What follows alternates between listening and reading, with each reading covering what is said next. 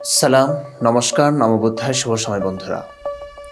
এই যে একটি ছেলে এবং মেয়েকে প্রেম করতে দেখছেন, এটি ইসলামে সম্পূর্ণ হারাম। প্রেমে উতলা হয়ে দুজন দুজনের সম্মতিতে ভালোবেসে যদি ঘনিষ্ঠ হয়ে শারীরিক সম্পর্ক করে, তাহলে এদের কঠোর শাস্তি আছে ইসলামে। অবিবাহিত হলে 100 বেত্রাঘাত ও 1 বছরের নির্বাসন, বিবাহিত হলে প্রথমে 100 বেত্রাঘাত, তারপর রজম বা পাথর মেরে হত্যা। বিপরীতে এই ছবিটি দেখুন, একটা মোল্লা 4টা মেয়ে ও দাসী নিয়ে আছে। এটা সম্পূর্ণ হালাল ইসলামে। নবীর ক্ষেত্রে তো 4-এর জায়গায় অনেক মেয়ে, যত মন চায় তত, আনলিমিটেড। কথা এখানেই শেষ নয় প্রিয় দর্শক। আজকের ভিডিও রজম নিয়ে। প্রায়শই সংবাদ মাধ্যমে শুনে থাকবেন বা দেখে থাকবেন, অমুক পবিত্র দেশে আফগানিস্তানে বা ইরাকে তালেবান বা আইসিস নামক ইসলামিস্টরা আল্লাহু আকবার ধ্বনি দিয়ে আকাশ বাতাস কাঁপিয়ে কোনো নারী বা পুরুষকে গলা অবধি খোঁড়া গর্তে ফেলে তাকে পাথর মেরে রক্তাক্ত করে হত্যা করছে। জি, এমন নৃশংস কাজটিকেই রজম বলে। রজম আরবি শব্দ, এর অর্থ পাথর মেরে হত্যা করা। এই নৃশংস কাজটি কেন করা হয়? কোন অপরাধের শাস্তি এটি? এটি কি ইসলামের শাস্তি, নাকি কেবল নির্দিষ্ট একটি জনগোষ্ঠী ইসলামের নামে এই বর্বর প্রথাটি জারি করেছে? কোরআনে কি রজমের বিধান আছে? না থাকলে কেন নেই? কোরআনে না থাকার পরেও রজম ইসলামে কিভাবে থাকে? এসব প্রশ্নের উত্তর জানব এই ভিডিওতে। প্রথমেই বলি, এই রজম ইসলামেরই একটি ফরজ বিধান, আল্লাহ নবী কর্তৃক একটি হদ বা পার্থিব শাস্তি। বিবাহিত নারী পুরুষ যখন জিনায় লিপ্ত হয়, তখন এই শাস্তি প্রয়োগ করা হয়। জিনা মানে বিবাহ বহির্ভূত যৌন সম্পর্ক। জিনা একটি ব্যাপক শব্দ। অবিবাহিত নারী পুরুষ বিবাহ ছাড়া শারীরিক সম্পর্ক করলেও সেটি জিনা। বিবাহিত নারী পুরুষ পরকীয়া সম্পর্কে শারীরিক সম্পর্ক করলে সেটিও জিনা। অবিবাহিত নারী পুরুষ জিনা করলে তাদের জন্য শাস্তির বিধান আছে। কোরআনের আয়াতের মাধ্যমে 100 বেত্রাঘাত, হাদিসের মাধ্যমে 1 বছরের দেশান্তর। এক কথায়, অবিবাহিত নারী পুরুষ জিনা করলে তাদের শাস্তি 100 বেত্রাঘাত ও 1 বছরের দেশান্তর। প্রথমে কোরআনের আয়াতটা দেখি। সূরা নূর আয়াত 2 বলা হয়েছে, আয-যানিয়াতু ওয়াজ-যানি ফাজলিদু কুল্লা ওয়াহিদিম মিনহুমা মিআতা জালদা ওয়ালা তা'খুযকুম বিহিমা রা'ফাতুন ফি দীনিল্লাহি ইন কুনতুম তু'মিনুনা বিল্লাহি ওয়াল ইয়াউমিল আখির ওয়ালিয়াশহাদ আযাবাহুমা তা'iফাতুম মিনাল মুমিনিন। ব্যভিচারিণী ও ব্যভিচারী তাদের প্রত্যেককে 100টি করে বেত্রাঘাত করো। আর যদি তোমরা আল্লাহ ও শেষ দিবসের প্রতি ঈমান এনে থাকো, তবে আল্লাহর দিনের ব্যাপারে তাদের প্রতি দয়া যেন তোমাদেরকে পেয়ে না বসে, আর মুমিনদের একটি দল যেন তাদের শাস্তি প্রত্যক্ষ করে। এই আয়াত শুধু অবিবাহিত নারী পুরুষ ব্যভিচারে লিপ্ত হলে, অর্থাৎ জিনায় লিপ্ত হলে, যে কোনো তাফসিরই পেয়ে যাবেন। চলুন তাফসির জাকারিয়া থেকে দেখাই। বলা হয়েছে, 100 বেত্রাঘাতের উল্লেখিত শাস্তি শুধু অবিবাহিত পুরুষ ও নারীর জন্য নির্দিষ্ট। বিবাহিতদের শাস্তি প্রস্তরাঘাতে হত্যা করা। তাফসির বিশ্বাস না হলে সহিহ হাদিস দেখুন। সহিহ মুসলিম হাদিস একাডেমি হাদিস নং 4306। উবাদা ইবনু সামিত রাদিয়াল্লাহু তাআলা আনহু হতে বর্ণিত, তিনি বলেন, রাসূলুল্লাহ সাল্লাল্লাহু আলাইহি ওয়াসাল্লাম বলেছেন, তোমরা আমার কাছ থেকে শিক্ষা গ্রহণ করো। তোমরা আমার কাছ থেকে শিক্ষা গ্রহণ করো যে নিশ্চয়ই আল্লাহ তাআলা মহিলাদের জন্য একটি পন্থা বের করেছেন। যদি কোনো অবিবাহিত পুরুষ কোনো কুমারী মেয়ের সাথে ব্যভিচার করে, তবে 100 বেত্রাঘাত করো এবং 1 বছরের জন্য নির্বাসন দাও। আর যদি বিবাহিত ব্যক্তি কোনো বিবাহিতা মহিলার সঙ্গে ব্যভিচার করে, তবে তাদেরকে প্রথমত 100 বেত্রাঘাত করবে, এরপর পাথর নিক্ষেপ করে হত্যা করবে। সুতরাং কথা ক্লিয়ার, অবিবাহিত নারী পুরুষের জিনার শাস্তি 100 বেত্রাঘাত ও 1 বছরের নির্বাসন। এবং সূরা নূরের 2 নম্বর আয়াতটি কেবল অবিবাহিত নারী পুরুষের জন্য। বিবাহিত নারী পুরুষের জিনা শাস্তি আলাদা।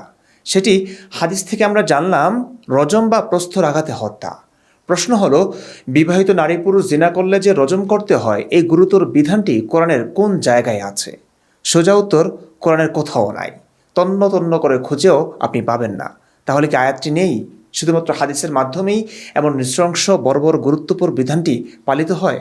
উত্তর হলো না। তাহলে আসল কাহিনী হলো, রজমের আয়াত নাজিল হয়েছিল, কিন্তু রজমের আয়াতগুলো ছাগল খেয়ে ফেলে। চলুন সুনানে ইবনে মাজাহ 1944 নং হাদিস থেকে জানি এই অদ্ভুত ঘটনাটি। আয়েশা রাদিয়াল্লাহু তাআলা আনহা থেকে বর্ণিত, তিনি বলেন, রজম সম্পর্কিত আয়াত এবং বয়স্ক লোকেরও 10 ঠোক দুধপান সম্পর্কিত আয়াত নাজিল হয়েছিল, যা একটি সহিফায় লিখিত অবস্থায় আমার খাটের নিচে সংরক্ষিত ছিল। যখন রাসূলুল্লাহ সাল্লাল্লাহু আলাইহি ওয়াসাল্লাম ইন্তিকাল করেন এবং আমরা তার ইন্তিকালে ব্যতিব্যস্ত হয়ে পড়লাম, তখন একটি ছাগল এসে তা খেয়ে ফেলে। দর্শক, এই হাদিসে 2টি বিষয়ের কথা আছে। রজম সম্পর্কিত আয়াত এবং বয়স্ক লোকেরও 10 ঢোক দুধ পান সম্পর্কিত আয়াত। আজ শুধু রজম নিয়ে কথা বলবো, যদিও ছাগল শুধু রজম সম্পর্কিত আয়াতই খায়নি, বয়স্ক লোকের দুধ পান সম্পর্কিত আয়াতও খেয়েছে। এই বিষয়টা নিয়ে স্বতন্ত্র আলোচনা হবে। আজ কেবল রজমে সীমাবদ্ধ থাকবো আমরা। সহিহ হাদিসটি থেকে জানলেন রজম সম্পর্কিত আয়াত নাজিল হয়েছিল। সে আয়াতগুলো লিখিত অবস্থায় আয়েশার খাটের নিচে ছিল। নবীর মৃত্যুতে সবাই যখন ব্যতিব্যস্ত, তখন একটি ছাগল এসে আল্লাহর সেই পবিত্র আয়াতখানা খেয়ে ফেলে। যদিও কথা আছে পাগলে কিনা বলে ছাগলে কিনা খায়, কিন্তু ছাগল কাগজ খায় না, এটা আমরা জানি। নবী মুহাম্মদের যুগে কাগজ ছিল না, কেউ আবিষ্কারও করেনি। সাহাবী, নবী, মহাক্ষমতাধর, মহাশক্তিশালী, মহাজ্ঞানী, সর্বজ্ঞানী আল্লাহ কেউ কাগজ আবিষ্কার করতে পারেনি। এই অপারগতা নহে মানলাম, কিন্তু চীনে চাইলুন নামক এক ব্যক্তি 105 খ্রিস্টাব্দে, অর্থাৎ আজ থেকে প্রায় 2000 বছর আগে প্রথম কাগজ আবিষ্কার করেছেন। অর্থাৎ নবীর যুগে আরবে কাগজ না থাকলেও চীনে কাগজ ছিল। আল্লাহ নবীকে কিভাবে একের পর এক বিয়ে করতে হয়, কাফেরদের সঙ্গে যুদ্ধ করে তাদের ধন সম্পদ লুট করতে হয়, ছিনিয়ে আনতে হয়, সেসব শেখাতে ব্যস্ত ছিলেন বলে কাগজ কিভাবে বানাতে হয় এসব শেখাননি। কিন্তু চীনে যে কাগজ আছে এটা জানিয়ে দিলেও তো পারতেন, কিন্তু তিনি তা জানাননি। যাই হোক, হাদিসটির মাধ্যমে যে যৌক্তিক প্রশ্নটি ওঠে তা হলো, ছাগলে খাওয়ায় আল্লাহর আয়াত হারিয়ে গেল, অর্থাৎ কোরআন সংরক্ষিত নেই, অথচ কোরআন সংরক্ষণের দায়িত্ব স্বয়ং আল্লাহ নিজ হাতে নিয়ে বড় দম্ভ করে একখানা আয়াত নাজিল করেছেন। সূরা হিজর আয়াত 9 বলা হয়েছে, ইন্না নাহনু নাযালনা যিকরা ওয়া ইন্না লাহু লাহাফিজুন, নিশ্চয়ই আমি কোরআন নাজিল করেছি আর আমি তার হেফাজতকারী। এখানে সবচেয়ে বড় প্রশ্ন এই দাঁড়ায়, যেহেতু রজম সম্পর্কিত আয়াতটি ছাগল খেয়ে ফেলায় তা কোরআনে নেই, তাই কোরআন সংরক্ষণ করতে ব্যর্থ হয়েছেন মহান আল্লাহ তাআলা। সুতরাং কোরআনের সূরা হিজরের 9 নং আয়াত ভুল প্রমাণিত হলো। কিন্তু এত সহজেই কি আমাদের আলেমরা হার মানবেন? তারা এর উত্তরে বলেন, ছাগল খেয়ে ফেলেছে তাতে কি হয়েছে? সাহাবাদের মনে, বুকে, মস্তিষ্কে তো সেই আয়াত সংরক্ষিত আছেই। অর্থাৎ তারা বলেন হাদিসে সেই আয়াতখানা পাওয়া যায়। আয়াতটি হলো, আশ-শাইখু ওয়াশ-শাইখাতু ইযা সানায়া ফারজুমুহা আলবাত্তাতা নাকালাম মিনাল্লাহ। চলুন সম্পূর্ণ হাদিসটি পড়ি। সুনান ইবনে মাজাহ, তাওহীদ পাবলিকেশন, হাদিস নং 2553। ইবনে আব্বাস রাদিয়াল্লাহু তাআলা আনহু থেকে বর্ণিত, তিনি বলেন, ওমর ইবনুল খাত্তাব রাদিয়াল্লাহু তাআলা আনহু বললেন, আমি আশঙ্কা করছি যে দীর্ঘকাল অতিবাহিত হওয়ার পর কেউ বলে বসবে, আমি আল্লাহর কিতাবে রজমের কথা পাচ্ছি না। ফলে সে আল্লাহর ফরজসমূহের মধ্যকার একটি ফরজ ত্যাগ করার কারণে পথভ্রষ্ট হবে। সাবধান, রজম অর্থাৎ প্রস্তরাঘাতে হত্যা করা বাধ্যতামূলক। অপরাধী বিবাহিত হলে এবং সাক্ষ্য প্রমাণ পাওয়া গেলে, অথবা গর্ভসঞ্চার হলে, অথবা স্বীকারোক্তি করলে, অথবা আমি রজমের এ আয়াত পাঠ করি, বৃদ্ধ ও বৃদ্ধা জিনায় লিপ্ত হলে তোমরা তাদের উভয়কে রজম করো। রাসূলুল্লাহ সাল্লাল্লাহু আলাইহি ওয়াসাল্লাম রজম করেছেন এবং তারপরে আমরাও রজম করেছি। দর্শক, ভালো করে মনোযোগ দিয়ে শুনুন, টুইস্টের পর টুইস্ট আছে এই রজম ইতিহাসে। এই হাদিসের মাধ্যমে আমরা জানলাম, ওমর ইবনুল খাত্তাব আশঙ্কা করছিলেন রজমের আয়াতটি কোরআনে না থাকায় কেউ বলে বসবে, আমি আল্লাহর কিতাবে রজমের কথা পাচ্ছি না। ফলে সে আল্লাহর ফরজসমূহের মধ্যকার একটি ফরজ ত্যাগ করার কারণে পথভ্রষ্ট হবে। আমরা জানলাম রজম বাধ্যতামূলক, নবী, ওমর সবাই এটি করেছেন এবং রজম সম্পর্কিত আয়াতটিও তিনি পাঠ করে শোনালেন। অর্থাৎ রজম সম্পর্কিত আয়াত যা ছাগল খেয়ে ফেলেছিল বলে কোরআন বিকৃত বলে ধারণা হয়েছিল, তার দাঁত ভাঙা জবাব দেওয়া হয় এই হাদিসের দ্বারা, যেখানে রজম সম্পর্কিত আয়াতটি মজুদ রয়েছে। কিন্তু এখান থেকে আরও বড় ও গভীর প্রশ্ন দাঁড়ায়, রজম সম্পর্কিত আয়াতটি সংরক্ষিত থাকলে কেন সেটি বর্তমান কোরআনে নেই? কেন আয়াতটি সংকলন করা হয়নি কোরআনে? এটি তো কোরআন হিসেবে আল্লাহর পক্ষ থেকে নাজিল হয়েছিল। যে কোরআন লৌহে মাহফুজে সংরক্ষিত, সেটি এক রাতে অর্থাৎ শবে কদরের প্রথম আসমানে নাজিল হয়। সেখান থেকেই জিব্রাইল হুবহু একের পর এক আয়াত নাজিল করতে থাকেন 23 বছর ধরে। তাহলে রজম সম্পর্কিত আয়াতটিও তো লৌহে মাহফুজে ছিল। সেখান থেকে প্রথম আসমান থেকে জিব্রাইল মুহাম্মদের ওপর নাজিল করেছিল। তাহলে এই আয়াত কেন কোরআনের অংশ হয়ে থাকবে না? কেন কোরআনে পাওয়া যাবে না? দর্শক, এখানেও আমাদের সম্মানিত আলেমরা একটি উত্তর দিয়ে থাকেন। সেটি হলো, এই আয়াত নাকি রহিত হয়ে গেছে, মানে আয়াতটি বাতিল হয়ে গেছে। এই কারণেই আয়াতটি কোরআনে নেই। কোরআনের আয়াতগুলো এভাবে রহিত হওয়ার ব্যাপারটি কতটা সাংঘর্ষিক, কতটা অযৌক্তিক, তা কোরআনের নাস্ক সম্ভব নামক ভিডিওটি দেখলে ভালোভাবে বুঝবেন। সেই আলোচনা বাদ দিয়ে নাস্ক বা রহিত হওয়ার ব্যাপারটি মেনেই নিলাম, কিন্তু রহিতকরণের নিয়ম আছে। কোরআনে সেই নিয়ম বলা আছে। সূরা বাকারা আয়াত 106 বলা হয়েছে, মা নানসাখ মিন আয়াতিন আও নুনসিহা নাতি বিখায়রিম মিনহা আও মিসলিহা আলাম তা'লাম আন্নাল্লাহা আলা কুল্লি শাইইন কাদির। আমি যে আয়াত রহিত করি কিংবা ভুলিয়ে দেই তার চেয়ে উত্তম কিংবা তার মতো আনয়ন করি। তুমি কি জানো না যে আল্লাহ সব কিছুর ওপর ক্ষমতাবান? জানলাম আল্লাহ সব কিছু পারেন, কিন্তু আল্লাহ এখানে বলেছেন কোনো আয়াত রহিত করলে কিংবা নবীর মন থেকে ভুলিয়ে দিলে তার চেয়ে উত্তম বা তার মতো একটা আয়াত আনয়ন করেন। তো রজমের আয়াত যে রহিত হয়েছে সেই রহিত হওয়ার আয়াত কই? বা এর বদলে যে উত্তম বা অনুরূপ আয়াত আনার কথা সেই আয়াতটা কোথায়? কিছুই নেই। এছাড়া রজমের বিধান তো ঠিকই আছে, আফগানিস্তানে পালন করে, যেখানে ইসলামী শরিয়া আইন আছে সেখানে রজম আছে। হাদিসে আমরা জানলাম নবীর পরেও ওমর রাদিয়াল্লাহু তাআলা আনহু এই রজম বাস্তবায়ন করেছেন। কেমনে রহিত হলো ভাই? এই ক্ষেত্রে এসে আমাদের সম্মানিত আলেমরা এক অদ্ভুতরে গোজামিল দেন। তারা বলেন এই আয়াতের তেলাওয়াত রহিত হয়েছে, বিধান বহাল আছে। মানে আয়াতটি দিয়ে যা বোঝানো হয়েছে সেই বিধান বহাল আছে, কিন্তু সেই আয়াতটি রহিত হয়ে গেছে। উসুলি ফিকার ভাষা এটিকে নাসখু তিলাওয়াহ দুন আল হক বলে, অর্থাৎ আয়াতের তেলাওয়াত বা পাঠ রহিত হয়ে গেছে কিন্তু হুকুমটা বহাল আছে। এভাবে ওলামায়ে কেরাম কোরআনে যে কয়েক রকমের নাস্খ দেখেছেন সেই কয়েক প্রকার নাস্খকে শ্রেণীবিন্যাস করেছেন। বিভিন্ন উসুলি ফিকাহের কিতাবে পাবেন আল্লাহর কোরআনে নাস্খ মোট 3 প্রকার। 1. নাসখু তিলাওয়াহ ওয়াল হুকমি মান, তিলাওয়াত ও হুকুম উভয় রহিত। 2. নাসখুল হুকমি দুন তিলাওয়া, হুকুম রহিত, তিলাওয়াত বহাল। 3. নাসখু তিলাওয়াহ দুন আল হুকম, তিলাওয়াত রহিত, হুকুম বহাল। এই 3টি উসুলবিদদের কাছে নাস্খের মূল। দর্শক লক্ষ্য করে দেখুন, প্রথম প্রকারটি ছাড়া বাকি 2 প্রকার নাস্খ একদম অস্বাভাবিক, অযৌক্তিক, অপ্রয়োজনীয়। বিশেষ করে তেলাওয়াত রহিত কিন্তু হুকুম বহাল বিষয়টি খুবই হাস্যকর। কোরআনে এমন অদ্ভুতরে বিষয় পাওয়া যাচ্ছে বলে উসুলবিদরা উসুল লিখেছেন। এগুলো তো মানুষের বানানো শ্রেণীবিন্যাস, কিন্তু এগুলো কি যৌক্তিক? মাথায় এক ছটা ঘিরো থাকলেও এটাকে যৌক্তিক মনে হবে না। তারপরেও মেনে নিলাম আয়াতটা রহিত হয়ে গেছে কিন্তু হুকুমটা আছে। আয়াত যে রহিত হয়ে গেছে তার তো প্রমাণ লাগবে। তার কি প্রমাণ? সেই প্রমাণ আছে হাদিসে, কোরআনে নয়, যা একটি সাংঘর্ষিক বিষয়। কারণ বাকারার 106 নং আয়াত অনুযায়ী কোরআনের আয়াত রহিত হলে তার পরিবর্তে আরেকটি অনুরূপ বা তার চাইতে উত্তম আয়াত নাযিলের কথা। যা হোক, এখানে আয়াত রহিত হবার বিষয়টি পাওয়া যায় হাদিস থেকে, সেটি আরও রহস্যজনক। হাদিসটি কোনো প্রসিদ্ধ গ্রন্থ বা সিয়াসিত্তার হাদিস গ্রন্থে পাওয়া যায় না। পাওয়া যায় সুনানুল কুবরা বাইহাকি 8ম খণ্ড 211 পৃষ্ঠায়। আমি অনুবাদ শোনাচ্ছি। ওমর রাদিয়াল্লাহু তাআলা আনহু রাসূলুল্লাহ সাল্লাল্লাহু আলাইহি ওয়াসাল্লামের নিকট গিয়েছিলেন এবং জিজ্ঞেস করেছিলেন, হে আল্লাহর রাসূল, আমাকে রজমের আয়াতটি লিখে দেওয়া হোক। নবী মুহাম্মদ সাল্লাল্লাহু আলাইহি ওয়াসাল্লাম বললেন, লা আস্তাতিউ যাকা, আমি তা করতে পারবো না, আমি তা করতে পারবো না। এই বর্ণনাটি দেখিয়ে আমাদের সম্মানিত আলেমরা বলেন ওমর এই আয়াতটি লিখতে চেয়েছিলেন, কিন্তু মুহাম্মদ সাল্লাল্লাহু আলাইহি ওয়াসাল্লাম আয়াতটি লিখতে নিষেধ করলেন। হো মোর সুবহানাল্লাহ! মহান আল্লাহ পাক বিশ্ব মানব জাতির জন্য এমন ভয়াবহ গুরুতর একটি বিধান দিলেন কোরআনের অংশ হিসেবে, অথচ নবী সেটি লিখতে অস্বীকার করলেন, বললেন আমি তা পারবো না। আলেমরা, উসুলবিদরা এটা নিয়ে কোনো প্রশ্ন করল না যে নবী কেন আল্লাহর পক্ষ থেকে নাজিলকৃত কোরআনের আয়াত লিখতে বারণ করলেন। তারা বরং নবী বারণ করেছেন বলে এটিকে রহিত মনে করে উসুল লিখলেন যে আয়াতের তেলাওয়াত রহিত কিন্তু হুকুম বহাল আছে। কি বলবো দর্শক, এত এত সাংঘর্ষিক আয়াতের পরেও কেন আমাদের বিশ্বাস করতে হবে এই কোরআন মহাবিশ্বের মহাক্ষমতাধর আল্লাহর বাণী? আমাদের সবচেয়ে বড় প্রশ্ন, লৌহে মাহফুজে লিখে রাখা কোরআন, যা কোরআনের ভাষ্য অনুযায়ী কদরের রাতে একেবারে নাজিল হয়েছিল প্রথম আসমানে, সেখান থেকে জিব্রাইল নবীর ওপর ধাপে ধাপে 23 বছর জুড়ে এক এক আয়াত নিয়ে এসেছেন। সেই কোরআনের এমন এক গুরুত্বপূর্ণ আয়াত বা বিধান কোরআনে থাকবে না কেন? এটাই হচ্ছে আমাদের সবচেয়ে বড় প্রশ্ন। আল্লাহর আয়াতটি ছাগলই বা কেমনে খেয়ে ফেলে? ছাগলের জন্য আর কোনো রিজিক ছিল না? বা ছাগল খেতে চাইলে কোরআনের সম্মান রক্ষার্থে আল্লাহ ছাগলকে রুখতে পারলেন না কেন? সবচেয়ে বড় প্রশ্ন, কোরআনের সম্মানিত আয়াত অবহেলিতভাবে আয়েশার খাটের নিচেই বা পড়ে থাকবে কেন?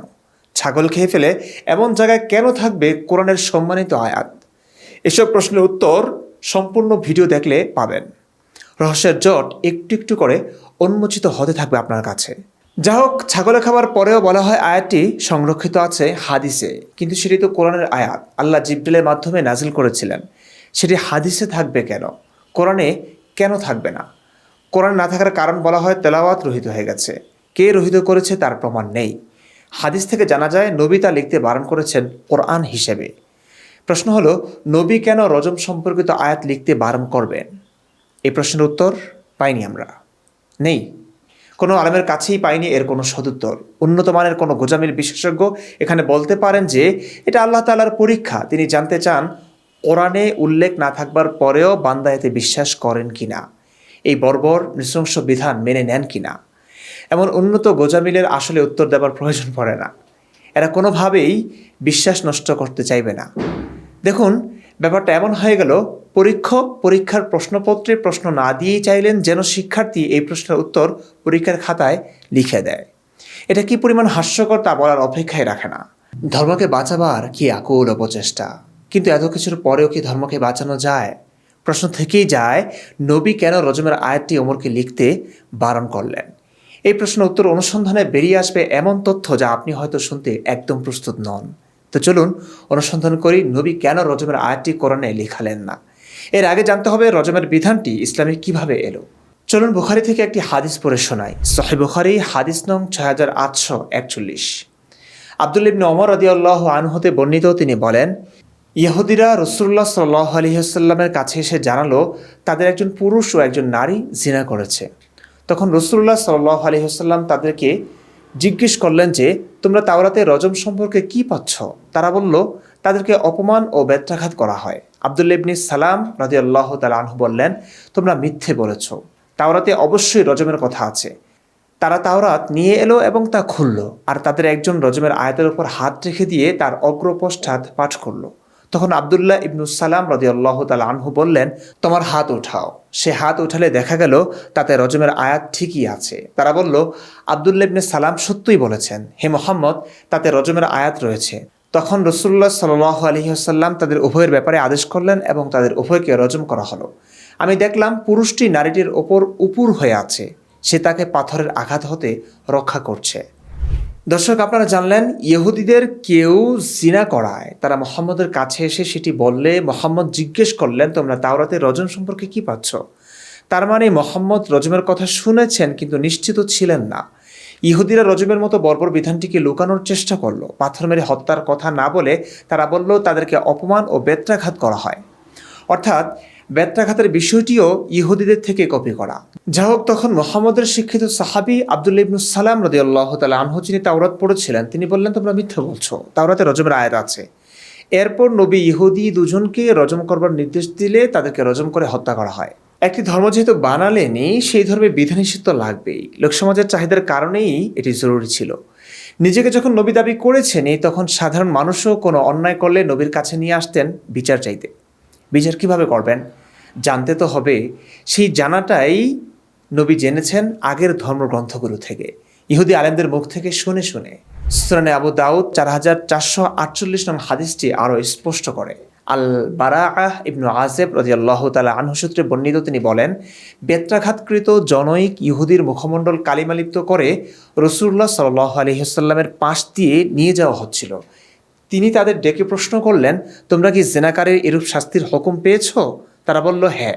অতএব তিনি তাদের একজন আলেমকে ডেকে বললেন, তোমাকে সে আল্লাহর কসম করে বলছি যিনি মূসা আলাইহিস সালামের ওপর তাওরাত কিতাব নাজিল করেছেন, তোমাদের কিতাবে জিনাকারীদের এরূপ শাস্তির কথা উল্লেখ পেয়েছ কি? সে বলল, হে আল্লাহ, না। আপনি যদি এই বিষয়ে আমাকে আল্লাহর কসম না দিতেন তাহলে আমি অবশ্যই আপনাকে বলতাম না। আমরা আমাদের কিতাবে জেনাকারীর শাস্তি রজমের উল্লেখ পেয়েছি, কিন্তু আমাদের অভিজাত সমাজে জেনার বিস্তার ঘটলে আমরা কোনো মর্যাদা সম্পন্ন লোককে এই অপরাধে ধরতে পারলেও ছেড়ে দিতাম, তবে দুর্বলদের কাউকে পেলে তার উপর শাস্তি বাস্তবায়িত করতাম। অতঃপর আমরা সকলকে আহ্বান করে বললাম, চলুন আমরা জেনার শাস্তির ব্যাপারে সকলে ঐকমত্যে পৌঁছে এমন একটি সিদ্ধান্ত উপনীত হই যাতে সকল শ্রেণীর লোকদের উপর তা বাস্তবায়িত করা যায়। অতঃপর আমরা এর শাস্তিস্বরূপ মুখমণ্ডল কালিমালিপ্ত করে অপমান করা এবং বেত্রাঘাত করাতে একমত হই এবং রজম পরিত্যাগ করি। দর্শক, হাদিসের এই পর্যন্ত পরে বুঝলেন মুহাম্মদ খুবই উৎসুক ছিলেন ইহুদিদের কাছ থেকে তাওরাতের বিধান জানবার প্রতি। যখন তিনি জানলেন তাওরাতে জিনাকারীর শাস্তি রজমের কথা থাকবার পরেও তারা এটিকে বাদ দিয়ে মুখে কালি মেখে বেত্রাঘাতে সীমাবদ্ধ হয়েছে, তখন একজন নবী হিসেবে তার করণীয় ছিল আল্লাহর বিধান পুনরুজ্জীবিত করা এবং যারা তাওরাতের বিধানকে বিকৃত করেছে তাদের ব্যাপারে কাফের, পাপিষ্ঠ ইত্যাদি ঘোষণা করা। মানে নবীগিরিতে সামান্য কার্পণ্য করেননি তিনি। এর পরের অংশটুকু দেখুন। রাসূলুল্লাহ সাল্লাল্লাহু আলাইহি ওয়াসাল্লাম বললেন, হে আল্লাহ, আমি প্রথম ব্যক্তি যে তোমার নির্দেশকে পুনর্জীবন দান করেছি। তারা একে প্রাণহীন করার পর। অতঃপর তার নির্দেশে অপরাধীকে রজম করা হয়। অতঃপর মহান আল্লাহ ইহুদিদের সম্পর্কে এই আয়াতগুলো নাজিল করেন, হে রসুল, তোমাকে যেন দুঃখ না দেয় যারা কুফরের দিকে দ্রুত ধাবিত হয়। তারা বলে, তোমাদেরকে এরূপ বিধান দেওয়া হলে তোমরা তা গ্রহণ করো, অন্যথায় তোমরা বর্জন করো। আল্লাহ যা নাজিল করেছেন তদনুসারে যারা বিধান দেয় না তারাই কাফের। ইহুদিদের সম্পর্কে বলা হয়েছে, আল্লাহ যা নাজিল করেছেন তদনুসারে যারা বিধান দেয় না তারাই জালেম। ইহুদিদের সম্পর্কে বলা হয়েছে, আল্লাহ যা নাজিল করেছেন তদনুসারে যারা বিধান দেয় না তারা পাপাচারী। সূরা আল মাইদা 41 থেকে 47। তিনি বলেন, এই আয়াতগুলো কাফের অবাধ্যদের সম্পর্কে নাজিল হয়েছে। অর্থাৎ মোহাম্মদ ইহুদিদের কাছ থেকে তাদের আসমানি কিতাবে জিনাকারীদের প্রতি আল্লাহর বিধান যে রজম বলা হয়েছে সেই বিষয়টি জানলেন এবং জানলেন ইহুদিরা এটিকে বাদ দিয়ে নতুন সহজ বিধান বানিয়ে নিয়েছে। নবী তখন ইহুদিদের এই বিকৃতিকে অপছন্দ করলেন। সূরা মায়দার 41 থেকে 47 পর্যন্ত আয়াতগুলো বলে ইহুদিদের কাফের, জালেম, ফাসিক ঘোষণা করলেন। এরপর থেকে মোহাম্মদ দেদার চেয়ে রজমের বিধান পালন করতে শুরু করলেন। চলুন হাদিস থেকে জানি। মুয়াত্তা মালিক, ইসলাম ফাউন্ডেশন, কিতাবুল হুদুদ, রেওয়ায়েত 1। আব্দুল্লাহ ইবনে ওমর রাদিয়াল্লাহু তাআলা আনহু বলেন, ইহুদিদের একদল রাসূলুল্লাহ সাল্লাল্লাহু আলাইহি ওয়াসাল্লামের নিকট আসিয়া বলিল, তাহাদের একজন পুরুষ ও একজন স্ত্রীলোক ব্যভিচারে লিপ্ত হইয়াছে। রাসূলুল্লাহ সাল্লাল্লাহু আলাইহি ওয়াসাল্লাম তাহাদেরকে জিজ্ঞাসা করিলেন, রজম বা প্রস্তরাঘাতের ব্যাপারে তাওরাতে কি আদেশ রহিয়াছে? তাহারা বলিল, আমরা ব্যভিচারীকে লজ্জিত করি এবং বেত্রাঘাত করিয়া থাকি। আব্দুল ইবনে সালাম বলিলেন, তোমরা মিথ্যা বলিতেছ, তাওরাতে প্রস্তরাঘাতের শাস্তি রহিয়াছে। তাওরাত আনয়ন করো, উহা পড়িয়া দেখো। অতঃপর তাহারা তাওরাত খরিল। এক ব্যক্তি বেত্রাঘাতের উপর হাত রাখিয়া পূর্বাপর অবশিষ্ট আয়াত পড়িয়া শোনাইল। আব্দুল ইবনে সালাম তাহাকে বলিল, তোমার হাত উঠাও তো। সে তাহার হাত উঠাইলে দেখা গেল উহাতে প্রস্তরাঘাতের আয়াত রহিয়াছে। অতঃপর সকল ইহুদি স্বীকার করিল যে আব্দুল ইবনে সালাম ঠিকই বলিয়াছে, তাওরাতে প্রস্তরাঘাতের আয়াত বিদ্যমান রহিয়াছে। রাসূলুল্লাহ সাল্লাল্লাহু আলাইহি ওয়াসাল্লাম উভয়কে প্রস্তরাঘাতের আদেশ করিলেন। রাসূলুল্লাহ সাল্লাল্লাহু আলাইহি ওয়াসাল্লামের আদেশে উভয়কে প্রস্তরাঘাত করা হইল। আব্দুল ইবনে ওমর রাদিয়াল্লাহু তাআলা আনহু বললেন, আমি দেখিলাম পুরুষটি ওই নারীকে আঘাত হইতে রক্ষা করিতে তাহার উপর ঝুঁকিয়া পড়িতেছিল। মালিক রাহমাতুল্লাহি আলাইহি বলেন, উহার উপর ঝুঁকিয়া পড়িতেছিল অর্থ পুরুষ নিজে প্রস্তরাঘাত সহ্য করিয়াও ওই নারীকে প্রস্তরাঘাত হইতে রক্ষা করিতে যাইয়া তাহার উপর হইয়া পড়িয়াছিল। একই বর্ণনা সহিহ বুখারী, ইসলাম ফাউন্ডেশন 6362 নং হাদিসেও আছে। তারপর রাসূলুল্লাহ সাল্লাল্লাহু আলাইহি ওয়াসাল্লাম তাদের উভয়ের সম্বন্ধে নির্দেশ দিলেন, উভয়কে রজম করা হলো। ইবনে ওমর রাদিয়াল্লাহু তাআলা আনহু বলেন, তাদের উভয়কে সমতল স্থানে রজম করা হয়েছে। তখন ইহুদি পুরুষটাকে দেখেছি ইহুদি নারীটির উপর হয়ে পড়ে আছে। দর্শক, কি করুণ দৃশ্য! একটু চোখটা বন্ধ করে অনুভব করবার চেষ্টা করুন। একজোড়া প্রেমিক প্রেমিকা দ্বিপাক্ষিক সম্মতিতে প্রেম করেছেন, ঘনিষ্ঠ হয়েছেন। এই অপরাধে তাদেরকে পাথর মেরে এভাবে নৃশংসভাবে হত্যা করা হলো এবং সেই মুহূর্তে প্রেমিক পুরুষটি প্রেমিকার গায়ের ওপর ঝুঁকে নিজে পাথরের আঘাত সয়ে প্রেমিকাকে বাঁচানোর চেষ্টা করছিল, যদিও বাঁচানো যায়নি। দুজনকেই মৃত্যু পর্যন্ত এভাবে পাথর মারা হয়েছে। এটাই বিধান। যেখানে মোহাম্মদ তার বিবাহিত স্ত্রীদের সামান্য কারণে মারতেন, পেটাতেন, সেখানে জীবনের অন্তিম মুহূর্তেও এই ইহুদি প্রেমিক যুগল প্রেম ভালোবাসার এক অপূর্ব দৃষ্টান্ত স্থাপন করে গিয়েছেন। সুনান তিরমিজি, ইসলাম ফাউন্ডেশন 1437 নং হাদিস। ওমর ইবনে খাত্তাব রাদিয়াল্লাহু আনহু থেকে বর্ণিত যে তিনি বলেন, রাসূলুল্লাহ সাল্লাল্লাহু আলাইহি ওয়াসাল্লাম রজমের বিধান দিয়েছেন, আবু বকরও রজমের বিধান দিয়েছেন, আর আমিও রজমের বিধান দিয়েছি। সহিহ বুখারী তাওহীদ পাবলিকেশন হাদিস নম্বর 2724। আবু হুরায়রা ও যায়েদ ইবনু খালেদ জুহানী রাদিয়াল্লাহু তাআলা আনহু থেকে বর্ণিত, তারা বলেন, এক বেদুইন আল্লাহর রাসূল সাল্লাল্লাহু আলাইহি ওয়াসাল্লামের নিকট এসে বলল, হে আল্লাহর রাসূল, আপনাকে আল্লাহর শপথ দিয়ে বলছি, আমার ব্যাপারে আল্লাহর কিতাব মতো ফয়সালা করুন। তখন তার প্রতিপক্ষ, যে তার তুলনায় বেশি জ্ঞান বুদ্ধি সম্পন্ন, সে বলল, হ্যাঁ, আপনি আমাদের মধ্যে আল্লাহর কিতাব মতো ফয়সালা করুন এবং আমাকে বলার অনুমতি দিন। আল্লাহ রসুল সাল্লাল্লাহু আলাইহি সাল্লাম বললেন, বলো। সে বলল, আমার ছেলে এর নিকট মজুর ছিল, সে তার স্ত্রীর সঙ্গে জিনা করেছে। আমাকে অবহিত করা হয়েছে যে আমার ছেলের প্রাপ্য দণ্ড হলো রজম। তখন আমি তাকে, অর্থাৎ ছেলেকে, 100 বকরি এবং একটি বাদীর বিনিময়ে তার নিকট হতে ছাড়িয়ে এনেছি। পরে আমি আলিমদের জিজ্ঞেস করলাম, তারা আমাকে জানালেন যে আমার ছেলের দণ্ড হলো 100 বেত্রাঘাত এবং 1 বছরের নির্বাসন, আর এই লোকের স্ত্রীর দণ্ড হলো রজম।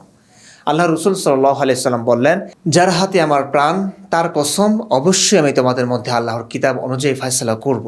বাদী এবং 100 বকরি তোমাকে ফেরত দেওয়া হবে, আর তোমার ছেলের শাস্তি 100 বেত্রাঘাত এবং 1 বছরের নির্বাসন। হে ওনায়েস, আগামীকাল সকালে এ লোকের স্ত্রীর নিকট যাবে। যদি সে স্বীকার করে তাহলে তাকে রজম করবে, রাবি বলেন, অনাস রাদিয়াল্লাহু তাআলা আনহু পরদিন সকালে সেই স্ত্রীলোকের নিকট গেলেন। সে অপরাধ স্বীকার করল। তখন আল্লাহ রাসূল সাল্লাল্লাহু আলাইহি ওয়াসাল্লামের নির্দেশে তাকে রজম করা হলো। দর্শক মনোযোগ দিয়ে শুনে থাকলে নিশ্চয়ই খেয়াল করেছেন, মুহাম্মদের কাছে মানুষ এসে বলতো আল্লাহর কিতাব অনুযায়ী ফায়সালা করে দিতে। আল্লাহর কিতাব অনুযায়ী ফায়সালাটা কি? ইতিপূর্বে কয়েকটা হাদিসে আপনারা দেখেছেন মুহাম্মদ ইহুদিদের কাছ থেকে শিখেছেন জিনাকারীদের শাস্তির কথা, বেত্রাঘাত, রজম। মুহাম্মদ দুইটা শাস্তি কপি করে আনলেন, অবিবাহিতদের জন্য বেত্রাঘাত ও বিবাহিতদের জন্য রজম। এবং এত এত রজম করেছেন, এত এত ভয় আতঙ্ক সৃষ্টি করেছেন যে মানুষ নিজে এসেই বলতো আমার দ্বারা জিনা হয়ে গেছে, আমাকে শাস্তি দিন। এমন ঘটনাও হাদিসে আছে, পাওয়া যায়। এখন আসি সেই প্রশ্নে, কেন মুহাম্মদ সাল্লাল্লাহু আলাইহি ওয়াসাল্লাম রজমের আয়াতটি লিখতে বারণ করলেন? নিজে এতবার রজম করলেন, এত মানুষকে নির্মমভাবে পাথর মেরে হত্যা করলেন। ইহুদিরা এই বিধান মানে না বলে তাদের বিরুদ্ধে কাফের, জালেম, ফাসিক বলে কতগুলো আয়াত বলেছেন, তারপরেও কেন এত গুরুত্বপূর্ণ বিধানটি কোরআনে নেই?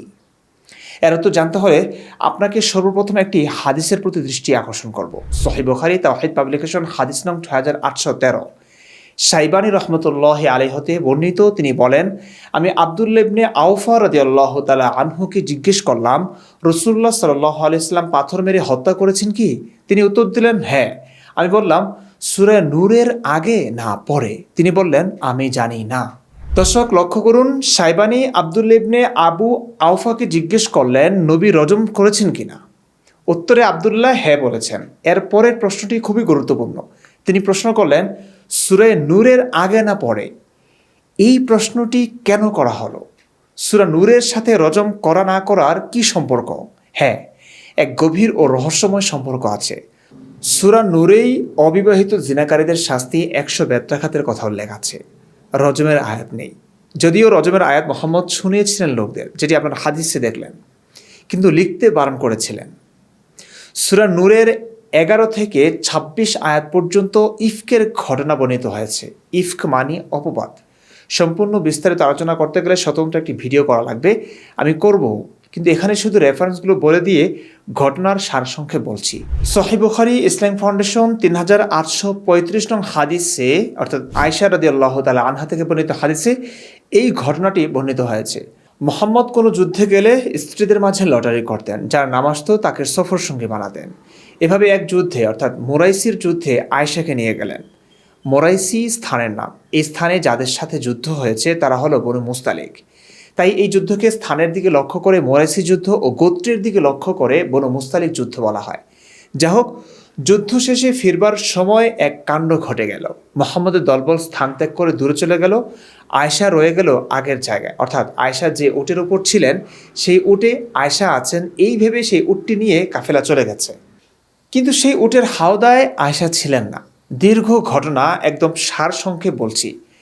সাফওয়ান ইবনে মুআত্তাল সকালে এসে আয়েশাকে উটে চড়িয়ে নিয়ে গেল। চতুর্দিকে খবর রটে গেল আয়েশা ও সাফওয়ানের মাঝে জিনা হয়েছে। ঘটনা সত্য না মিথ্যা কে জানে, তবে মুহাম্মদও সংশয়ে পড়েছিলেন। চিন্তার পাহাড় তার মাথায়।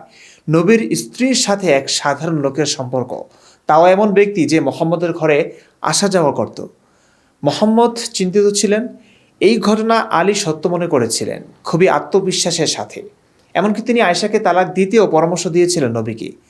এখান থেকেই আয়েশা ও আলীর মাঝে দ্বন্দ্বের সূচনা।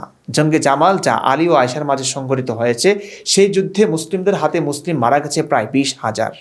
প্রশ্ন হলো, এটা যদি মিথ্যাই হয় তবে মুহাম্মদকে আল্লাহ কেন জানালেন না? জিব্রাইল কি তখন রেস্টে ছিলেন? পালক পুত্রবধূ জনাবকে বিয়ে করবার ক্ষেত্রে জিব্রাইল তো মুহূর্তেই চলে এসেছিলেন, কিন্তু নবীর পরিবার, নবীর প্রিয় স্ত্রী আয়েশার সাথে এক সাহাবীর জিনার মতো এত গুরুতর ব্যাপারটি নিয়ে 1 মাসেরও বেশি সময় ধরে ওহী আসা বন্ধ রইল। শিয়াদের কিতাবাদিতে পাওয়া যায় আয়েশা কূপে পড়ে আত্মহত্যারও চেষ্টা করেছিলেন এই ঘটনার লজ্জা সামাল দিতে না পেরে। এমন গুরুতর ব্যাপারে জিবরিলের আসা কেন বন্ধ হয়ে গেল তা বুদ্ধিমান মানুষ মাত্র বুঝবে, কারণ এক্ষেত্রে ইহুদিদের কাছ থেকে জেনে নিয়ে আল্লাহর নামে চালিয়ে দেওয়া সম্ভব না। এমন এক ব্যাপার যেটা কেবল আয়েশা ও সাফওয়ানই জানে, এরা দুজন তো অস্বীকার করবেই। যা হোক, 1 মাস পর ওহী আসলো, মানে জিবরাইল এসে লম্বা চড়া অনেকগুলো আয়াত নিয়ে হাজির। সেখানে আয়েশার যে নির্দোষ তা প্রমাণ করা হলো। তো 1 মাস আগে কেন নয়? আসলে মুহাম্মদ অপেক্ষা করছিলেন আয়েশার পিরিয়ড হয় কিনা। পিরিয়ড না আসার আগে ওহী আনা সম্ভব না। আন্দাজে আগে বলে দিল আয়েশা নির্দোষ, পরে দেখা গেল আয়েশার পিরিয়ড বন্ধ এবং পেটে বাচ্চা, তখন তো মহা মুশকিল। তাই 1 মাস অপেক্ষা করে যখন দেখলেন আয়েশার সামনে পিরিয়ড শুরু হয়ে গেছে, তখন ওহী আসতে শুরু করেছে। দর্শক, এই ঘটনার সাথে রজমের আয়াত কোরআনে না লেখানোর কি সম্পর্ক বুঝতে পেরেছেন?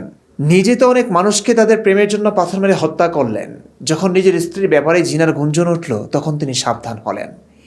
আয়েশাকে কি পরিমাণ ভালোবাসতেন তা আমরা জানি। প্রিয়তমা স্ত্রীকেও যে কোরআনের আইনের কারণে বাধ্য হয়ে রজম করতে হবে, এই ব্যাপারটি তিনি হয়তো মানতে পারছিলেন না। এই কারণে রজমের আয়াতটি আর কোরআনে লেখালেন না। কুরাল যখন নিজের পায়ে এসে পড়ল তখনই পোল্টি মারলেন তিনি। হয়তো ভেবেছেন কোরআনে এটা লেখালে আমার মৃত্যুর পরেও আয়েশাকে রজম করা হতে পারে, কারণ তিনি খুব বেশি আশ্বস্ত ছিলেন না যে এই ঘটনাকে ধামাচাপা দিতে যে আয়াতগুলো তিনি আল্লাহর নামে শোনালেন তা সকলেই বিশ্বাস করেছে। এমন হতে পারে কোনোভাবে প্রমাণিত হয়ে গেছে যে আয়েশা ও সাফওয়ানের মাঝে আসলেই জিনা হয়েছে। তখন কি হবে? মুহাম্মদ এই কারণে জিনার অপবাদ প্রমাণ করবার জন্য এক অদ্ভুত হাস্যকর শর্ত জুড়ে দিলেন এই সূরা নূরেই। আয়াত 4 বলা হয়েছে, ওয়াল্লাযীনা ইয়ারমুনাল মুহসানাতি সুম্মা লাম ইয়াতু বিআরবা'াতি শুহাদা ফাজলিদুহুম 80 জালদাতান ওয়া লা তাকবালু লাহুম শাহাদাতান আবাদা ওয়া উলাইকা হুমুল ফাসিকুন। আর যারা সচ্চরিত্র নারীর প্রতি অপবাদ আরোপ করে, তারপর তারা 4 জন সাক্ষী নিয়ে আসে না, তবে তাদেরকে 80টি বেত্রাঘাত করো এবং তোমরা কখনোই তাদের সাক্ষ্য গ্রহণ করো না, আর এরাই হলো ফাসিক। চিন্তা করেছেন অবস্থা? ইফকের ঘটনা ঘটে 5ম হিজরিতে। সূরা নূর তখন নাজিল হয়। যখন নবীর স্ত্রীর ব্যাপারে জিনার গুঞ্জন শুরু হয় এবং নবী 1 মাস অপেক্ষা করে নিশ্চিত হন আয়েশার পেটে বাচ্চা আসেনি, হায়েজ বন্ধ হয়নি, তখনই এই আয়াত নাজিল হয়। কোনো নারীর প্রতি জিনার অপবাদ দিলে তাকে 4 জন সাক্ষী আনতে হবে। হাদিসের ভাষ্য অনুযায়ী ফিকহাবিদদের মতানুসারে এই 4 জন সাক্ষীকে পুরুষ হতে হবে, সরাসরি জিনার ঘটনাটি দেখতে হবে। যেমন করে সুরমার শলাকা সুরমাদানের ভেতর প্রবেশ করে তেমন করে দেখতে হবে। এমন 4 জন সাক্ষী উপস্থিত করতে না পারলে যে অপবাদ দিবে তার জন্য 3টা শাস্তি। তাকে 80টি বেত্রাঘাত করা হবে, তার সাক্ষী কখনো কবুল করা হবে না, তাকে ফাসিক বা পাপিষ্ঠ গণ্য করা হবে। সুপ্রিয় দর্শক, জানে আলোচনা দীর্ঘ হচ্ছে, তবু অনুরোধ করব আর একটু ধৈর্যের পরিচয় দিয়ে শেষ পর্যন্ত দেখুন, কারণ ডাক্তার জাকির নায়েক, ওস্তাদ নোমান আলী খান সাহেবের মতো তথাকথিত লিবারেল মুসলিমরা কোরআনকে নিজেদের মন গড়া ব্যাখ্যা বিশ্লেষণ করে মহান করে তুলছে। কেউ বা বিজ্ঞানের সাথে সমন্বয়ের অপচেষ্টা করে সাধারণ বিপুল সংখ্যক মানুষকে ধোকায় ফেলছে।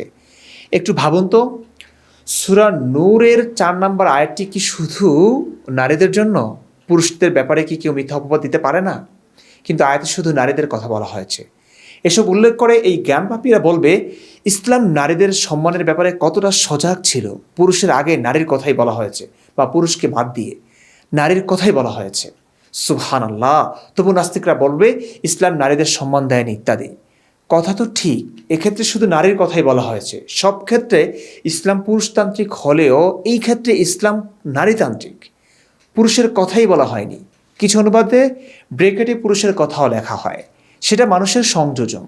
আল্লাহ বা আল্লাহর নাম করে মুহাম্মদ তো পুরুষকে উল্লেখ করেননি। খুব স্পষ্ট এই আয়াতটি নারীতান্ত্রিক। এখানে নারীর কথাই বলা হয়েছে। আগা গোড়া সব যাচাই করলে বোঝা যায় কেন করা হয়েছে। আয়াতটি বানানোই হচ্ছে মুহাম্মদের প্রিয় স্ত্রী আয়েশার ঘটনাকে কেন্দ্র করে। আয়েশার জন্যই এই আয়াত। আসলে মাথা তখন স্বাভাবিক ছিল না, নইলে আয়াতে পুরুষের উল্লেখ করে আয়াতটিকে সার্বজনীন করতে ভুলতেন না তিনি। যাই হোক, আয়াতে বলা হয়েছে কোনো নারীর ব্যাপারে জিনার অপবাদ দিলে 4 জন সাক্ষী উপস্থিত করতে হবে। 4 জনের 1 জন কম আনলেও অপবাদদাতাকে 80টি বেত্রাঘাত করা হবে। আচ্ছা, কেউ কি জিনা করলে 4 জনকে সাক্ষী রেখে করবে? আয়াতটি কি পরিমাণ হাস্যকর তা বাস্তবতার আলোকে ভাবলে বোঝা যায়। মুহাম্মদ এই আয়াত বানিয়ে 3 জনকে 80টি বেত্রাঘাত করেও ছিলেন। সুনানে আবু দাউদ, আলবানী একাডেমি, হাদিস নং 4474। আয়েশা রাদিয়াল্লাহু তাআলা আনহা সূত্রে বর্ণিত, তিনি বলেন, আমার সমর্থনে যখন আয়াত অবতীর্ণ হলো, নবী সাল্লাল্লাহু আলাইহি ওয়াসাল্লাম মিম্বারে দাঁড়িয়ে বিষয়টি উল্লেখ করেন এবং কোরআনের আয়াত তেলাওয়াত করেন। অতঃপর তিনি মিম্বার থেকে নেমে এসে 2 জন পুরুষ ও 1 জন নারী সম্পর্কে নির্দেশ দিলে তাদের উপর হদ কার্যকর করা হয়। এরপরের হাদিসটিতে যাদের উপর হদ বা 80 বেত্রাঘাতের শাস্তি জারি করা হয়েছে তাদের নামও এসেছে। 4475 নং হাদিস। মুহাম্মদ ইবনু ইসহাক রহমতুল্লাহি আলাইহি সূত্রে অনুরূপ হাদিস বর্ণিত, তবে তিনি আয়েশা রাদিয়াল্লাহু তাআলা আনহার নাম উল্লেখ করেননি। তিনি বলেছেন, যারা অশ্লীল কথা রটিয়েছিল তিনি তাদের মধ্যে 2 জন পুরুষ ও 1 জন নারী সম্পর্কে আদেশ দেন। পুরুষ 2 জন হলো হাসান ইবনু সামিত ও মিস্তাহ ইবনু উসাসা, নুফাইলি বলেন, তারা বলতেন মহিলাটি হলো হামনা বিনতু জাহাস। দর্শক, খুব মনোযোগ দিয়ে শুনতে হবে। কোরআনের আয়াতগুলো নাজিলের প্রেক্ষাপট বাদ দিয়ে, প্রাসঙ্গিক হাদিস বাদ দিয়ে মনগড়া ব্যাখ্যা বিশ্লেষণ করে ইসলামকে মহান করে তুলে ডাক্তার জাকির নায়েক, উস্তাদ নওমান আলী খান সহ অনেকেই মুসলিম বিশ্বে বেশ জনপ্রিয় হয়ে গেছেন। তাই বিশেষ দৃষ্টি আকর্ষণ করব আয়াতগুলো নাজিলের প্রেক্ষাপটের দিকে। ৫ম হিজরিতে বনু মুস্তালিকের যুদ্ধ থেকে ফিরবার পথে ইফকের ঘটনাটি ঘটে। চতুর্দিকে এই গুঞ্জন নবীর স্ত্রী আম্মাজান হযরত আয়েশা ও নবীর এক সাহাবী সাফওয়ান ইবনে মুআত্তালের মাঝে ব্যভিচার হয়েছে। নবীর পরিবার, সাহাবী, পুরো মুসলিম সমাজে থমথমে অবস্থা। আয়েশার অবিরাম কান্না। এমন নাজুক পরিস্থিতিতেই ওহী আসা বন্ধ থাকার মানে কি সেটি বুদ্ধিমান মানুষ মাত্রই বুঝবে। মুহাম্মদ 1 মাসের বেশি সময় ধরে অপেক্ষা করে যখন স্পষ্ট হলেন আয়েশার গর্ভে সন্তান নেই, তখন গিয়ে এতগুলো আয়াত নাজিল হয়। আয়াতগুলোতে আয়েশাকে নির্দোষ প্রমাণ করে জিনার অপবাদের ক্ষেত্রে 4 জন সাক্ষীর কথা বলা হয়, যা প্রায় অসম্ভব। 4 জনের একজন কম হলেও 3 জনকেই 80টি বেত্রাঘাত করা হবে। মোহাম্মদ আয়েশাকে নির্দোষ প্রমাণ করে 3 জনকে শাস্তি দিয়ে সমাজকে বুঝিয়েছিলেন নবীর স্ত্রী নির্দোষ, এবং তখন থেকেই এই বিধানটি কার্যকর হয়। কেউ কোনো নারীর ওপর জিনার অপবাদ আনলে তাকে 4 জন সাক্ষী উপস্থিত করতে হবে যারা পেনিট্রেশন দেখেছেন।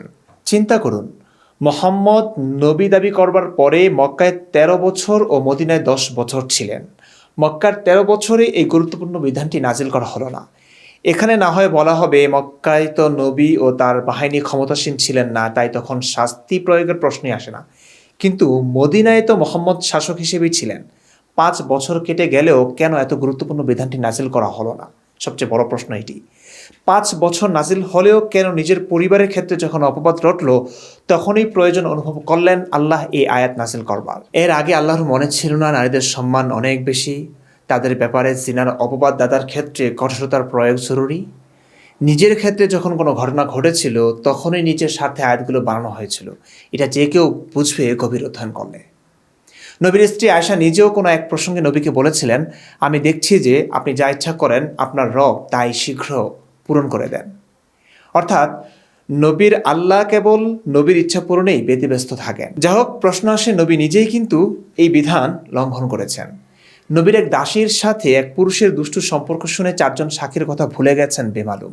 তাকে বরং কোনো সাক্ষ্য প্রমাণ ছাড়াই হত্যার নির্দেশ দিয়েছিলেন। চলুন সরাসরি হাদিস থেকেই দেখি। সহিহ মুসলিম, ইসলাম ফাউন্ডেশন বাংলাদেশ, অধ্যায় তাওবা, পরিচ্ছেদ রাসূলুল্লাহ সাল্লাল্লাহু আলাইহি ওয়াসাল্লামের হেরেম সন্দেহমুক্ত হওয়া, 6766 নং হাদিস।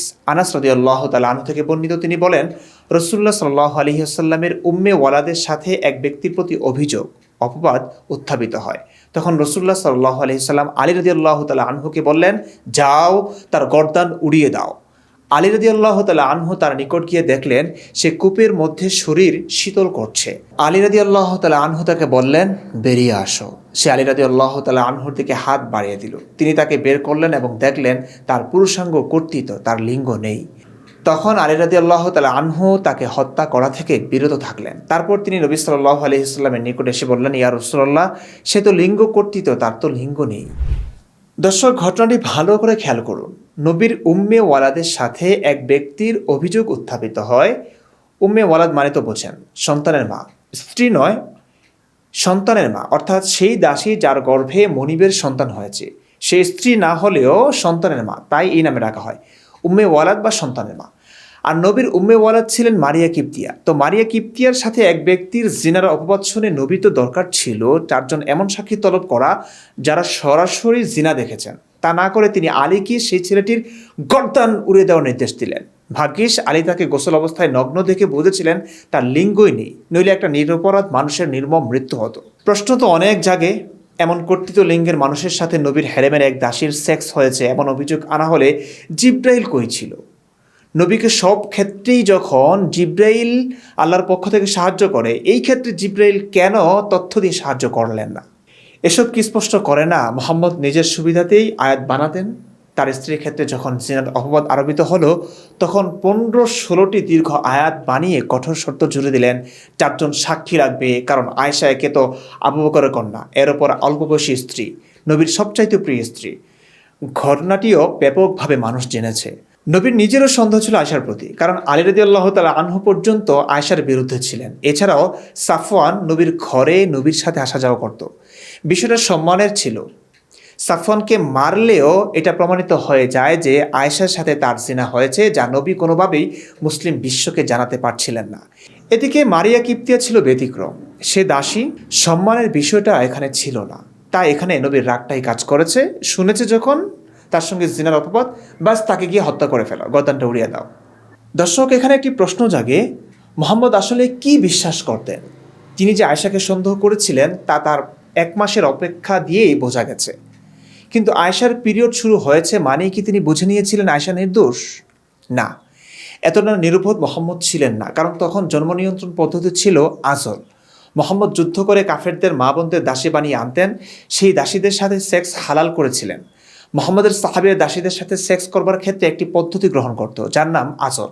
আজল হলো চরম মুহূর্তে জুনির বাইরে বীর্যপাত ঘটানো। চলুন সহিহ বুখারীর হাদিস থেকেই দেখি। সহিহ বুখারী তাওহীদ পাবলিকেশন, হাদিস নং ৭৪০৯।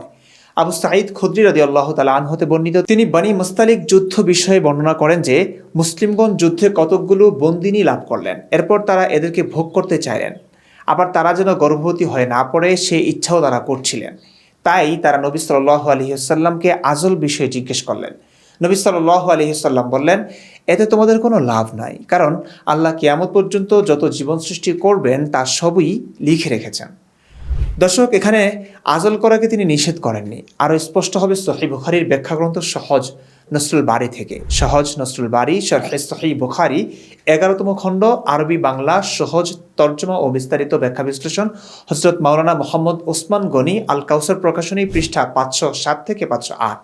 আবু সাঈদ খুদরি রাদিয়াল্লাহু তাআলা আনহু থেকে বর্ণিত, তিনি একদা রাসূলুল্লাহ সাল্লাল্লাহু আলাইহি ওয়াসাল্লামের নিকট উপবিষ্ট ছিলেন। এমন সময় আনসার গোত্রের এক লোক এসে বলল, হে আল্লাহর রাসূল, আমরা তো বাদীদের সাথে মিলিত হই, অথচ মালকে মহব্বত করি। সুতরাং আজল করা সম্পর্কে আপনার অভিমত কি? রাসূলুল্লাহ সাল্লাল্লাহু আলাইহি ওয়াসাল্লাম বললেন, তোমরা কি কাজ করো? তোমাদের জন্য এটা করা আর না করা উভয়ই সমান, কেননা যে কোনো জীবন যা পয়দা হওয়াকে আল্লাহ তাআলা লিখে দিয়েছেন তা পয়দা হবেই। এই হাদিসে বাদী বা দাসীদের সাথে মিলিত হওয়ার সাথে মালের মহব্বতের কথা বলা হয়েছে। এর মানে আসলে কি? চলুন ব্যাখ্যা দেখি।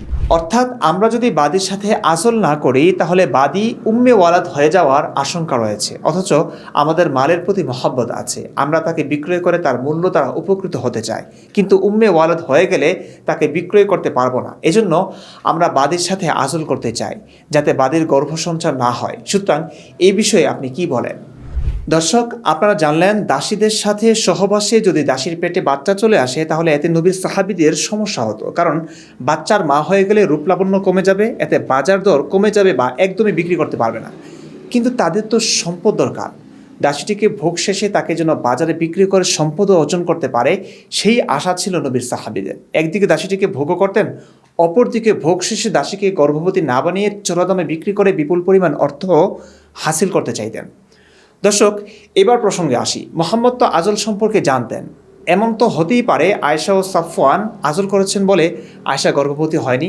জি, মুহাম্মদ এটি জানতেন, বুঝেও ছিলেন আয়েশা তাই করে থাকবে। তারপরেও 1 মাস অপেক্ষার পরে আয়েশা গর্ভবতী হয়নি এই ব্যাপারে নিশ্চিত হয়েই কেন আয়াতগুলো বললেন?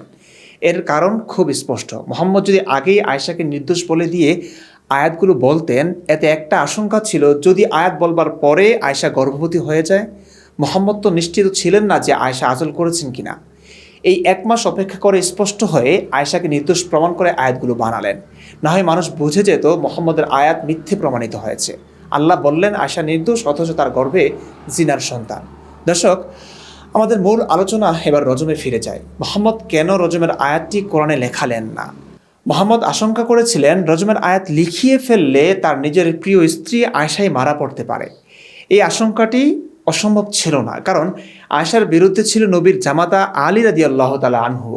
মুহাম্মদ হয়তো ভেবেছিলেন আমার মৃত্যুর পরে হলেও আয়েশাকে রজম করা হতে পারে।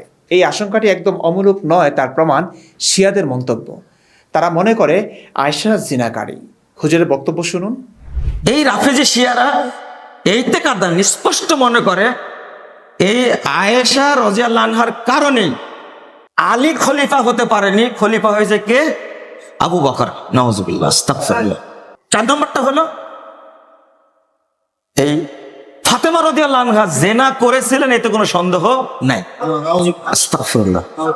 মা আয়েশার মর্যাদা কত বেশি বলেন তো, মা আয়েশার কত মর্যাদা। এই যে কথাটা, যে আয়েশাকে আল্লাহ আয়াত নাজিল করে তাকে পবিত্রতা ঘোষণা করছেন, সুবহানাল্লাহ। কেমন এত দিনদার, এত জ্ঞানী, এত বুদ্ধিমতী। স্বামী ছাড়ছেন 18 বছর বয়সে, 58 হিজরি থেকে মারা গেছে। চিন্তা করতে পারছেন আপনি? অথচ তাকে শিয়ারা বলে জেনার কারণে মহিলা। আস্তাগফিরুল্লাহ। শুধু তাই নয়, শিয়াদের কিতাবাদিতে আয়েশা সম্পর্কে অনেক অবিশ্বাস্য মত আছে। এর মধ্যে একটি বলছি। ইলালুস সারায় খণ্ড 2 পৃষ্ঠা 565 বলা হয়েছে, জাহান্নামের 7টি দরজাই আয়েশা রাদিয়াল্লাহু তাআলা আনহার জন্য, এবং আয়েশা রাদিয়াল্লাহু তাআলা আনহা বেবিচারিণী। তাদের প্রতীক্ষিত ইমাম মাহাদি তাকে জীবিত করবেন এবং তার উপর হদ অর্থাৎ রজমের বিধান প্রয়োগ করবেন বা তার বিচার করবেন।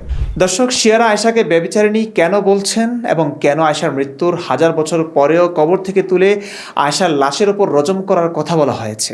আশা করি বুঝতে পেরেছেন মুহাম্মদের আশঙ্কা ঠিক ছিল। তখনকার পরিস্থিতি মুহাম্মদ কোরআনের আয়াত নামিয়ে নিয়ন্ত্রণ করলেও মুহাম্মদের মৃত্যুর পর যে এটা নিয়ে সমস্যা হবে না, সেই ব্যাপারে মুহাম্মদের যথেষ্ট আশঙ্কা ছিল। আর আশঙ্কা ছিল বলেই রজমের আয়াত লেখাতে তিনি বারণ করেছিলেন। এছাড়া আর কোনো যুক্তিযুক্ত কারণ খুঁজে পাচ্ছি না কোরআনে রজমের আয়াত লিখতে বারণ করবার পিছনে। সবচেয়ে গুরুত্বপূর্ণ প্রশ্ন, বিবাহিত নারী পুরুষ স্বেচ্ছায় দ্বিপাক্ষিক সম্মতিতে যৌন সম্পর্ক স্থাপন করলে তার শাস্তি রজম। তাইলে আমাদের দেশের হুজুররা কোথাও ধর্ষণ হতে দেখলে কেন বলেন শরিয়া আইন থাকলে এসব হতো না? এ থেকে বাঁচার একমাত্র পন্থা ও সমাধান শরিয়া আইন। শরিয়া আইনে কি ধর্ষকদের শাস্তির কথা আছে? রজম বা পাথর মেরে হত্যার কথা তো বিবাহিত নারী পুরুষের জিনার ক্ষেত্রে। জিনা বেবিচার আর ধর্ষণ তো এক না। ধর্ষণ কাকে বলে? চলুন আমরা উইকিপিডিয়া থেকে দেখি। ধর্ষণ এক ধরনের যৌন নিপীড়ন। সাধারণত একজন ব্যক্তির অনুমতি ব্যতি রেখে তার সঙ্গে যৌন সঙ্গম বা অন্য কোনো ধরনের যৌন অনুপ্রবেশ ঘটানোকে ধর্ষণ বলা হয়। ধর্ষণ শারীরিক বল প্রয়োগ, অন্যভাবে চাপ প্রদান কিংবা কর্তৃত্বের অপব্যবহারের মাধ্যমে সংঘটিত হতে পারে। অনুমতি প্রদানে অক্ষম, যেমন কোনো অজ্ঞান, বিকলাঙ্গ, মানসিক প্রতিবন্ধী কিংবা অপ্রাপ্তবয়স্ক ব্যক্তি, এরকম কোনো ব্যক্তির সঙ্গে যৌন মিলনে লিপ্ত হওয়াও ধর্ষণের আওতাভুক্ত। ধর্ষণ শব্দটির প্রতিশব্দ হিসেবে কখনো কখনো যৌন আক্রমণ শব্দগুচ্ছটিও ব্যবহৃত হয়। দুঃখ হতাশার কথা, এই ধর্ষণের কোনো শাস্তি নিয়ে কোরআনে একটি আয়াতও নেই। আর নেই বলেই আলেমরা ধর্ষণ বা জোরপূর্বক জিনাকেও জিনার অন্তর্ভুক্ত ধরে নিয়েছেন। একটি হাদিস দ্বারাও বোঝা যায় মুহাম্মদের যুগে জোরপূর্বক জিনার শাস্তি রজম মনে করা হতো। তবে আশ্চর্যের কথা এই, মুহাম্মদ দ্বিপাক্ষিক সম্মতিতে প্রেমিক যুগলকে তাদের যৌন সম্পর্ক স্থাপনের জন্য রজম করলেও ধর্ষণের ক্ষেত্রে রজম তিনি করেননি। চলুন হাদিসটা বলি। সুনানে আবু দাউদ 4379 নং হাদিস। আলকামা ইবনু ওয়াইল রহমতুল্লাহ আলাইহি থেকে তার পিতার সূত্রে বর্ণিত, নবী সাল্লাল্লাহু আলাইহি ওয়াসাল্লামের যুগে জনৈকা মহিলা সালাত আদায়ের উদ্দেশ্যে যাচ্ছিল। পথিমধ্যে এক ব্যক্তি তাকে নাগালে পেয়ে তার উপর চেপে বসে তাকে ধর্ষণ করে। সে চিৎকার দিলে লোকটি সরে পড়ে। এ সময় অপর এক ব্যক্তি তার পাশ দিয়ে যাচ্ছিল। সে ভুলবশত বলল, এই লোকটি আমার সঙ্গে এরূপ করেছে। এ সময় মুহাজ্জিরদের একটি দল এ পথ দিয়ে যাচ্ছিলেন। স্ত্রীলোকটি বলল, এ লোকটি আমার সঙ্গে এরূপ করেছে। অতএব যার সম্পর্কে মহিলাটি অভিযোগ করেছে তারা দ্রুত এগিয়ে লোকটিকে ধরল। অতঃপর তারা তাকে তার নিকট নিয়ে আসলে সে বলল, হ্যাঁ, এ সেই ব্যক্তি। তারা তাকে নিয়ে রাসূলুল্লাহ সাল্লাল্লাহু আলাইহি ওয়াসাল্লামের নিকট উপস্থিত হলেন। তিনি তার সম্পর্কে ফয়সালা করতেই আসল অপরাধী দাঁড়িয়ে বলল, হে আল্লাহর রাসূল, আমি অপরাধী। তিনি ধর্ষিতা মহিলাটিকে বললেন, তুমি চলে যাও, আল্লাহ তোমাকে ক্ষমা করেছেন। আর নির্দোষ ব্যক্তি সম্পর্কে উত্তম কথা বললেন। যে ধর্ষণের অপরাধী তার ব্যাপারে তিনি বললেন, তোমরা একে পাথর মারো। তিনি সাল্লাল্লাহু আলাইহি ওয়াসাল্লাম বললেন, সে এমন তওবা করেছে যে মদিনাবাসী যদি এরূপ তওবা করে তবে তাদের পক্ষ থেকে তা অবশ্যই কবুল হবে। হাসান, এই কথাটি বাদে তোমরা একে পাথর মারো। অগ্রাধিকার যোগ্য কথা হলো তাকে পাথর মারা হয়নি। এই হাদিসটি খুবই গুরুত্বপূর্ণ। এখানে নবীর যুগেই ধর্ষণের ঘটনা ঘটায় নবী কেমন ব্যবস্থা নিয়েছিলেন তা স্পষ্ট করে। কারণ আজকালকার তথাকথিত লিবারেল মুসলিমরা ধর্ষণকে সূরা মায়েদার 33 নং আয়াতের অন্তর্ভুক্ত করে ইসলামের ধর্ষণের শাস্তি মৃত্যুদণ্ড এই দাবিটি করতে চান। অথচ এই আয়াতটি কোনোভাবেই ধর্ষণের শাস্তির জন্য নাজিল হয়নি। চলুন আয়াতটি একবার দেখে নিই। যারা আল্লাহ ও তার রাসূলের বিরুদ্ধে যুদ্ধ করে এবং জমিনে ফাসাদ করে বেড়ায়, তাদের আযাব কেবল এই যে তাদেরকে হত্যা করা হবে অথবা শুলে চড়ানো হবে কিংবা বিপরীত দিক থেকে তাদের হাত ও পা কেটে ফেলা হবে অথবা তাদেরকে দেশ থেকে বের করে দেওয়া হবে।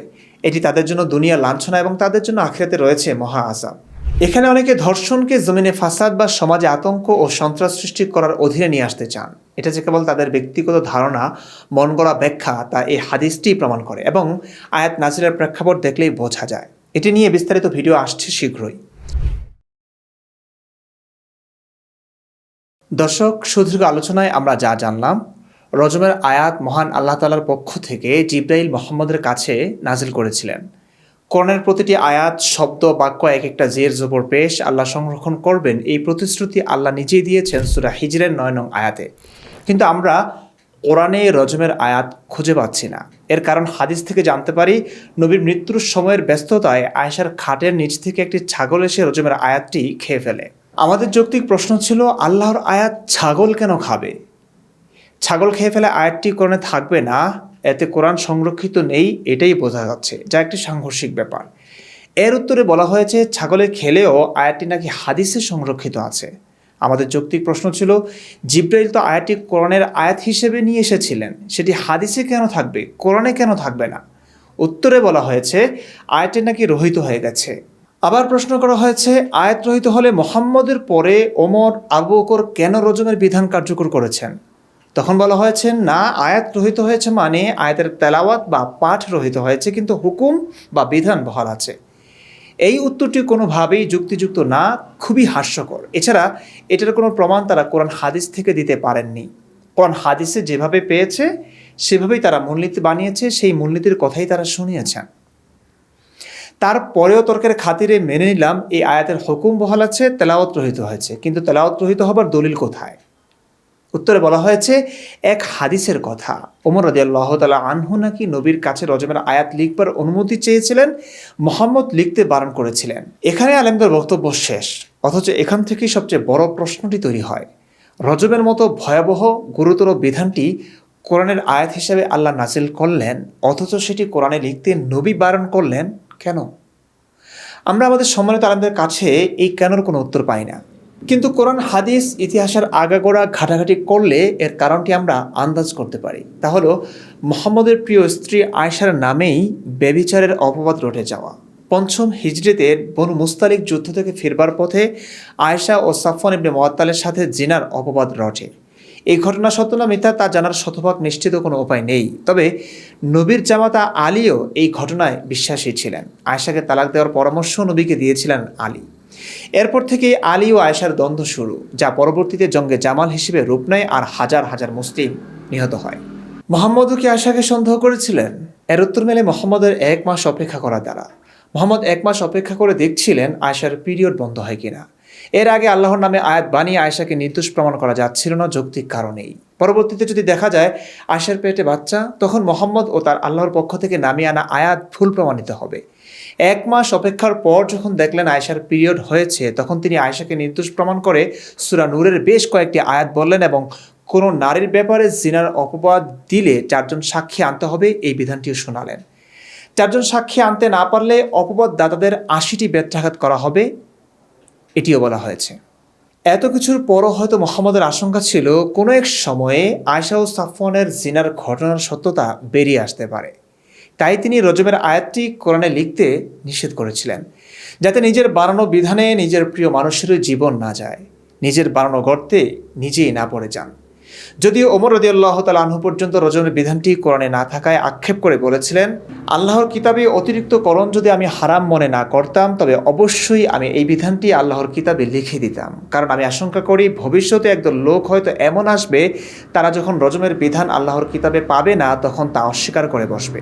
রজম অধ্যায়ের সম্পূর্ণ ইতিহাস ঘাটাঘাটি করলে আমাদের কাছে দিবালোকের ন্যায় স্পষ্ট হয়ে ওঠে, অন্যান্য বিধানের মতো রজমও মুহাম্মদের বানানো বিধান। নিজের প্রয়োজনে নিয়ম বানান, নিজের প্রয়োজনেই নিয়ম ভাঙেন। এর গুরুত্বারোপের জন্য কেবল সৃষ্টিকর্তারূপে একটি কাল্পনিক চরিত্রকে তিনি দাঁড় করিয়েছিলেন, যার নাম হচ্ছে আল্লাহ।